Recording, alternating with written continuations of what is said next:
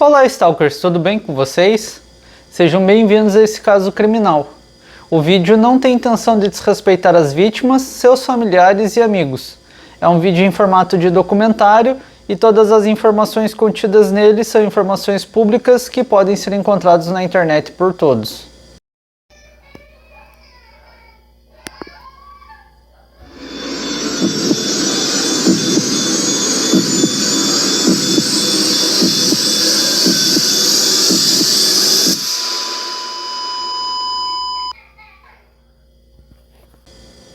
Eu sou o Christopher Matos, do canal Stalker Criminal, e o caso de hoje nos mostra que mesmo conhecendo quem nos rodeia, e por mais importante que seja para a sociedade, devemos manter a nossa integridade sempre. Quem vê cara não vê coração. Esse caso mostra um serial killer frio, cruel e calculista. Sem se importar, aterrorizava suas vítimas. Mas antes da gente continuar o nosso caso, gostaria de te convidar a se inscrever, porque vai ser bom ter você aqui. Ative o sininho criminal para ficar por dentro das novidades. Curta e comente com o devido respeito, tá? Convite feito, senta e escuta esse caso. E a história de hoje é sobre Robert Christian Hansen, nascido no dia 15 de fevereiro de 1939 em Estherville, no Iowa, nos Estados Unidos. Ele era filho de Christian e Edna Hansen. Seus pais eram imigrantes dinamarqueses e tinham uma padaria nos Estados Unidos. A relação entre pai e filho não era das melhores, porque o seu pai era muito sistemático e fazia com que o Robert trabalhasse por longas horas, ajudando ele com a padaria. Já na sua infância e adolescência, não foram épocas fáceis, porque ele era gago e durante a adolescência ele sofreu muito bullying. Ele tinha acnes profundas, o que deixou várias cicatrizes no seu rosto. Além disso, ele era naturalmente canhoto e foi forçado a aprender tudo com a mão direita, o que lhe causava muito estresse e piorava seu quadro de gagueira. O Robert era um menino muito magro e desajeitado, não era nada atraente para as meninas. E ainda com o bullying que sofria, fez com que ele fosse bastante solitário e sofresse desde cedo com a rejeição feminina. Isso fez com que ele guardasse muito rancor e ódio em relação às mulheres. Em 1957, ele se formou no ensino médio e logo se alistou na reserva do Exército dos Estados Unidos. Após o treinamento, ele alternava entre o serviço militar e a padaria do seu pai. Depois de um ano, ele foi dispensado e trabalhou como instrutor de treinamento e assistente júnior na Academia de Polícia de Pocahontas, ainda no Iowa. Em Pocahontas, ele começou um relacionamento com uma menina que estava no final da adolescência e eles se casaram no verão de 1960. Já no dia 7 de dezembro no mesmo ano, ele convenceu um menino de 16 anos que trabalhava na padaria do pai dele a atacar fogo em uma garagem de ônibus escolares. O menino posteriormente confessou o crime devido ao remorso e culpa e ele acusou o Robert de ter tido a ideia do crime. O Robert foi sentenciado a 3 anos de prisão por incêndio culposo, mas ficou detido só 20 meses e logo ele recebeu a liberdade condicional. Ainda no período que ele estava preso, a esposa dele pediu o divórcio. Pouco tempo depois ele conheceu outra mulher e se casou novamente. Os dois se mudaram para Anchorage, no Alasca. Como lá você caça, coleta e pesca, ele em pouco tempo ficou conhecido por caçar tanto com rifle quanto com arco e flecha. Ele quebrou vários recordes de caça. Ele tinha até desenvolvido gosto pela caça devido ao seu pai, que no decorrer da vida o estimulou e deu para ele 17 rifles de caça. Em 1972, o Robert foi preso mais 2 vezes. Uma por tentar sequestrar uma dona de casa e a segunda por ter abusado de uma profissional de entretenimento adulto. Por causa disso, ele ficou preso menos de 6 meses. Já em 1977, ele foi preso mais uma vez por tentar furtar uma serra elétrica. Ele dizia que roubava por diversão e foi preso por 1 ano. Mas esses furtos não eram os únicos crimes que ele estava praticando na época. Mas a polícia ainda não sabia. Em 1970, a construção de um oleoduto de mais de 1.200 quilômetros levou vários homens e mulheres para trabalhar na cidade de Anchorage. Estavam acontecendo alguns desaparecimentos, mas ninguém relatava nada porque as pessoas iam e vinham naquele lugar. Só que a polícia sabia que o Alasca era aquele lugar que as pessoas iam para se esconder ou para desaparecer dos holofotes. E então ninguém levou a sério quando algumas mulheres de repente sumiram. E eles achavam que elas simplesmente resolviam voltar para a civilização. Já para as autoridades, o primeiro indício que tinha um assassino à solta foi em 1980, quando homens que trabalhavam em uma construção, por acaso acabaram desenterrando restos mortais de uma mulher. E a polícia acabou identificando que a mulher tinha sido morta no ano anterior de 1979. Devido ao estado avançado de decomposição do corpo, eles não conseguiram identificar a mulher. Eles apelidaram a mulher de Clutina Anne. Ao lado do corpo foi encontrado cartuchos de arma e eles fizeram uma reconstituição do rosto dela para ver se alguém a reconhecia. Mais tarde, outra mulher foi achada em uma pedreira próxima da cidade. Essa mulher foi identificada como Joanne Messina. Então uma força-tarefa foi designada para investigar essas mortes, porque o corpo da Joanne também tinha uns cartuchos ao lado. E isso fez eles identificarem que as duas mulheres tinham sido mortas pela mesma arma, ou seja, pelo mesmo assassino. Outra coisa que não fazia sentido em ambos os corpos é que, embora elas estivessem vestidas, os tiros não tinham perfurado as roupas. Ou seja, elas não estavam com aquelas roupas ao serem mortas.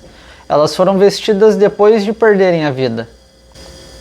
A partir desse momento, os investigadores viram que não se tratava de um criminoso qualquer, e sim de um serial killer.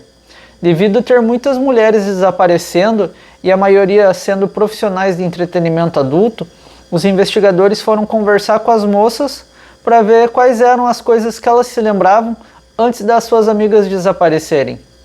Elas relataram que as moças avisavam as amigas que iam sair com um homem e não voltavam mais. Em janeiro de 1981, o Robert abriu uma padaria usando um dinheiro de um seguro de $13 mil que ele recebeu depois de um furto em sua casa.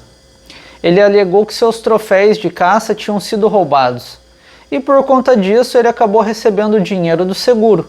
Em 12 de setembro de 1972, outro corpo foi encontrado por caçadores em uma cova rasa, que ficava a cerca de 40 quilômetros da cidade. A vítima era uma dançarina chamada Sherry Morrow, de 23 anos, que foi vista pela última vez em 17 de novembro de 1981. A Sherry trabalhava em um bar, e segundo os amigos dela, ela ia encontrar um homem que ofereceu $300 para ela pousar para umas fotos. A Sherry tinha 3 tiros nas costas, assim como as outras vítimas. Os cartuchos foram encontrados perto do corpo e, do mesmo jeito das outras, ela estava vestida e suas roupas não tinham marcas de balas. Até que no dia 13 de junho de 1983, um motorista foi surpreendido por uma moça que estava algemada, gritando e correndo na direção do carro dele. A mulher era uma profissional de entretenimento adulto chamada Cindy Paulson. A Cindy falou que tinha acabado de fugir de um homem e o motorista levou ela para a polícia, onde ela falou que saiu com um homem, o qual ela não conseguiu ver perigo, porque o mesmo tinha chamado ela para sua casa e ele era pequeno e gaguejava bastante. No entanto, ele a algemou e prendeu ela no porão. Ele abusou dela violentamente por horas, chegando a morder seus mamilos e introduzir um martelo em suas partes íntimas. Quando ele se cansou, ele dormiu. Depois que ele acordou, disse para ela se vestir, então ela seguiu as ordens dele. Depois entraram em seu carro e ele disse que a levaria até o aeroporto para eles pegarem o seu avião e irem para uma cabana que ele tinha. Para aterrorizar ela, ele falou que ela não era a primeira mulher que ele ia levar para lá e que nunca ninguém conseguiu voltar de lá. E que ela ficaria presa lá uma semana antes de ser morta. Quando eles chegaram no aeroporto, ele saiu e ela empurrou a porta do motorista e saiu correndo em direção à pista. Até que viu o carro e correu em direção a ele. A Cindy conseguiu ver muitas coisas e deu um relato da descrição física do sequestrador, da casa e tudo o que havia dentro dela, o que levou a polícia até o padeiro da cidade. Menos de 2 horas depois, ao ser interrogado, o Robert disse não saber de nada, que a mulher dele estava na Europa com os filhos e que ele passou a noite com os amigos depois que arrumou algumas coisas no avião dele. Ele disse não conhecer a Cindy.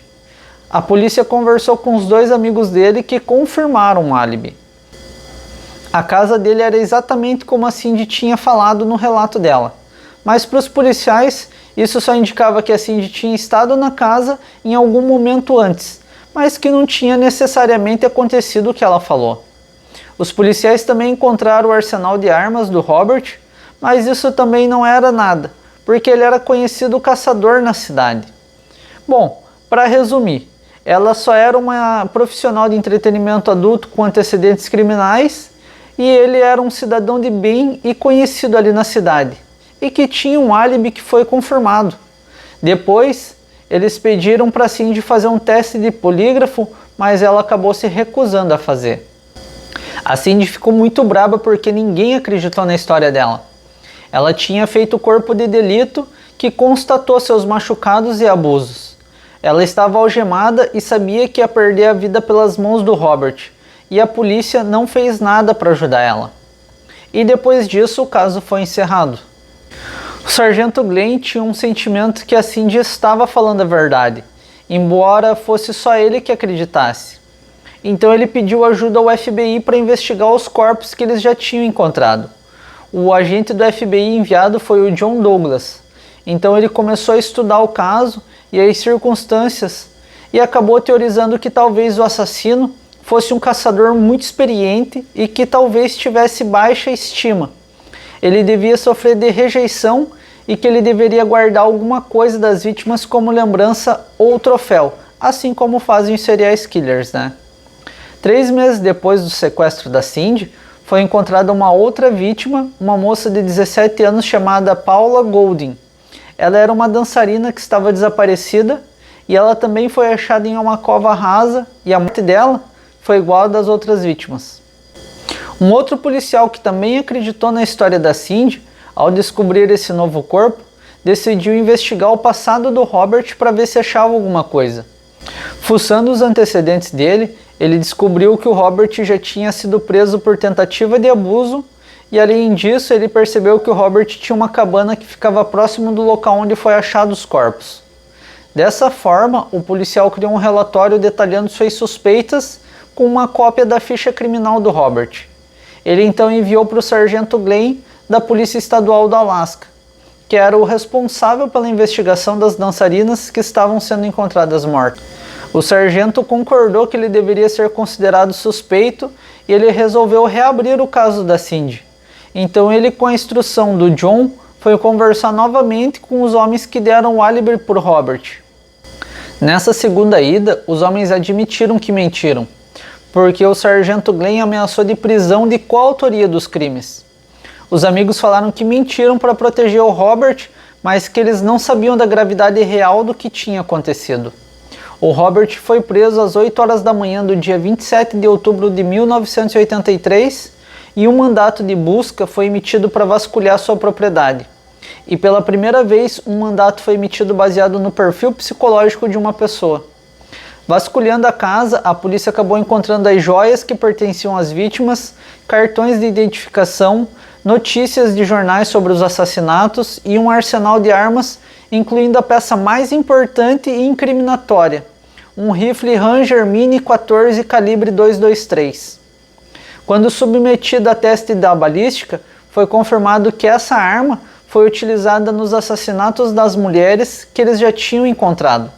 A polícia também encontrou um mapa da floresta local que tinha 20 marcações de locais diferentes. 4 dessas marcações eram os lugares exatos das covas onde a polícia já havia encontrado os corpos, o que indicava que as outras marcações também seriam covas. Mas como era inverno, estava tudo congelado. Ficou basicamente impossível que a polícia averiguasse essas outras covas. Só que os policiais fizeram o Robert acreditar que eles já tinham vasculhado o lugar e já tinham todas as provas possíveis contra ele. Então eles montaram uma sala de interrogatório falsa, na qual tinha um quadro e esse quadro marcava os lugares das covas. Tinha fotos das vítimas, tinha várias pastas e arquivos com o nome das mulheres e nomes dos familiares e amigos do Robert. Eles deixaram tudo meio jogado por cima para que ele chegasse ali e ele acreditasse que ele tinha sido descoberto e com isso acabasse falando mais coisas. Então os policiais levaram o Robert até a sala e deixaram ele sozinho por alguns minutos, para ver como ele ia reagir, e ficaram observando ele pela câmera que eles tinham. Na verdade, ele parecia muito mais intrigado com tudo aquilo, então pouco tempo depois, os investigadores entraram e começaram o interrogatório. Esse interrogatório durou 5 horas. Primeiramente, ele negou tudo, mas conforme eles foram apresentando as evidências, ele decidiu confessar. Então eles começaram a confissão e foram 12 horas de confissão, onde foi tudo gravado. O Robert contou então que dos anos 1973 a 1983, ele enterrou o total de 17 mulheres e abusou de outras 30 que sobreviveram aos seus abusos. O Robert era bastante metódico e dizia que os alvos escolhidos por ele eram profissionais de entretenimento adulto e dançarinas exóticas. Ele colocava elas no avião e levava para fora da cidade, onde ele forçava elas a colocar em prática as suas fantasias. Também escolhia as profissionais porque dizia que ele achava que elas deviam ser tratadas daquela maneira como animais. Segundo Robert, ele respeitava sim algumas mulheres, mas nem todas mereciam seu respeito. Ele sabia que ele tinha uma aparência que não deixaria suas vítimas com medo, e que elas confiariam nele, para entrar em seu carro e serem levadas para onde ele quisesse. Ele também admitiu que em 1980 ele disparou no cachorro de uma das vítimas para que o cachorro não levasse ninguém até a cova. Ele falou também que se suas vítimas obedecessem e fizessem o que ele mandava, ele as levava de volta para a cidade em segurança. Mas caso elas causassem qualquer tipo de problema, ele ameaçava elas e falava que ia denunciar elas por crimes referentes à sua profissão. Mas qualquer resistência ou exigência por pagamento depois da relação resultava em Robert tirando suas vidas, mesmo ele dizendo que iria libertá-las.